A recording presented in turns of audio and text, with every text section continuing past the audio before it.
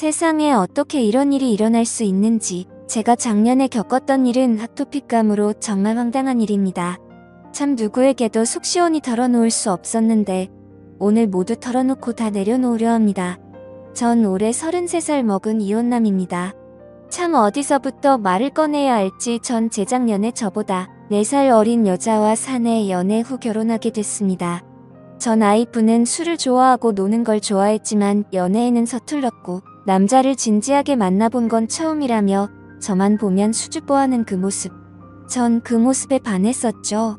저희는 비슷한 집안의 같은 회사에 서로 모난 거 없이 부족한 거 없이 비슷비슷하게 그냥 무탈하게 평탄하게 결혼에 골인하게 되었죠. 신혼여행은 하와이로 갔습니다. 전 와이프는 혼전 순결주의자라서 1년 연애 동안 별다른 진도를 빼지 못했기에 하와이에서 지냈던 그 밤이 첫날 밤이었죠. 네, 좋았습니다. 자세한 얘기는 생략할게요. 아무튼 그렇게 행복한 시간을 보냈었고 전 술을 잘 못하지만 전 와이프는 타고난 술꾼이었기에 일정 내내 제가 먼저 골아떨어졌었고 전 와이프는 새벽까지 혼자 술을 마셨는지 아침에 눈을 떠보면 비몽사몽 제 옆에서 잠들어 있었습니다. 그렇게 즐거운 신혼여행을 끝마치고 한국으로 돌아왔고 얼마 지나지 않아서 전 와이프는 임신을 했습니다. 허니문 베이비였던 거죠. 근데 그땐 너무 좋아서 의심할 겨를도 없었지만 생각해보면 아직 아이 기획이 없어서 제가 피임을 했었는데 하나도 의심하지 않고 그냥 마냥 좋아한 제가 미련스럽고 바보 같네요. 전 와이프는 임신하자마자 일을 그만두고 집에서 퇴교를 시작했습니다. 임산부 요가니 임산부 마사지니 아주 여러 방면으로 관리도 받고 퇴교 여행 그런 것도 가야 한다고 해서 저기 가까운 일본의 오키나와로 퇴교 여행도 떠났었죠. 혼자 벌기 때문에 좀 부담스러웠지만 내 아이를 가진 와이프가 안쓰럽고 또 힘들어하는 모습을 보니 정말 하나도 아깝지 않았습니다. 임신 막달쯤 되었을 땐 예약해뒀던 조리원이 마음에 안 든다며 걸어놓았던 예약금을 다 날리면서까지 무슨 유명하다는 조리원의 특실로 다시 재예약을 하더군요. 비용이 만만치 않았지만 그래도 해줬습니다. 내 아이를 가진 여자니까요. 임신 중에는 뭐가 먹고 싶니? 뭐가 하고 싶니? 새벽 2시든 3시든 전 와이프가 필요하다는 건 뭐든 다 사다 줬었습니다. 정말 헌신했다는 거 그거 말씀드리고 싶어서 이렇게 길게 주저리 했네요.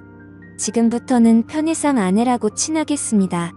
이제 본론으로 들어가자면 오후 3시쯤인가 아내가 진통을 시작했고 전 아내를 들쳐업고 병원으로 갔습니다.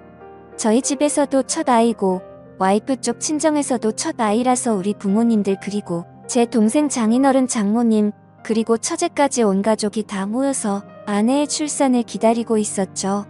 뱃속에 아이가 너무 크고 자궁문도 안 열리고 39주가 되도록 아이가 너무 위쪽에 있어서 의사도 그렇고 제왕절개를 하자고 해서 아내는 제왕절개로 아이를 낳기로 했었죠. 그렇게 아내는 수술실로 들어갔고 얼마 안 지나서 의왕하는 아기 울음소리가 들리길래 내 아이가 세상에 나왔구나 참 벅차더군요.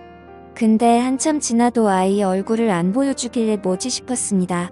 아내는 입원실로 이동하고 다른 가족들은 왜 아이를 안 보여주냐며 병원에서 아우성이고 친구한테 듣기로는 수술실에서 바로 한번 아기를 보여준다는데 안 보여주길래 저도 뭐지 싶었지만 간호사가 되게 난처해하면서 면회 시간을 볼 수 있다고 그러길래 그런가 보다 싶어서 입원실에 간 아내의 손을 꾹 잡아주고 마취가 풀릴 때까지 같이 기다리고 있었죠.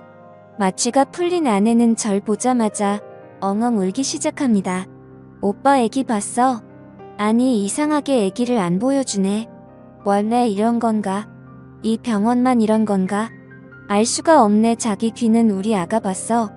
아기를 봤냐고 물어보는데도 아내는 아무 말도 하지 못하고 꼭꼭 울기만 합니다. 장모님이 전 와이프 보고 왜 우냐고 아프냐고 간호사한테 무통주사 놔달라고 간호사만 연신 불러대고 우리 부모님은 그런 아내가 안쓰러워서 연신 등을 쓰다듬어 주고 아내는 뭐가 불안한 듯 계속 덜덜 떨고 참 지금 생각해도 어이가 없네요. 그 다음날 또 온 가족이 다 모여서 면회 시간에 맞춰서 아이를 보러 병원에 갔습니다. 아내는 가족들을 보자마자 아이 조금 이따 보자고 안 된다며 꼭꼭거리고 도대체 애가 왜 이러나 싶어서 병원에다가 빨리 아이를 보여달라고 온 가족들이 다 여고를 했죠. 간호사는 되게 난처해하며 남편분만 이리로 오세요 하면서 절 부르길래 원래 이 사람 저 사람 다 보면 병균이 옮을 수도 있으니까 남편만 보여주나 보다. 그리 생각하고 아내와 함께 신생아실로 갔죠. 아내는 신생아실로 가는 내내 휠체어 위에서 손을 달달달 떱니다. 전 아무것도 모르고 이 애기가 그렇게 보고 싶냐 덜덜덜하는 아내 손을 꾹 잡아주며 신생아실로 가는데 간호사가 데리고 나오는 아이 좀 피부가 까무잡잡합니다. 눈도 너무 크고 까무잡잡하고 아무리 봐도 동양인이 아닌 것 같고 아내도 저도 피부가 흰 편인데 까무잡잡한 아기 뭐 흑인 계열 중동 계열 그런 모습으로 보이더군요. 콩 심은데 콩 나고 팥 심은데 팥 나는 법인데 처음엔 바보같이 선생님 아이가 바뀐 것 같은데 간호사에게 아이가 바뀌었다고 우리 아이를 데려다 달라고 하는데 간호사는 어쩔 줄 몰라 하고 아내는 갑자기 미안하다며 꼭꼭 옵니다.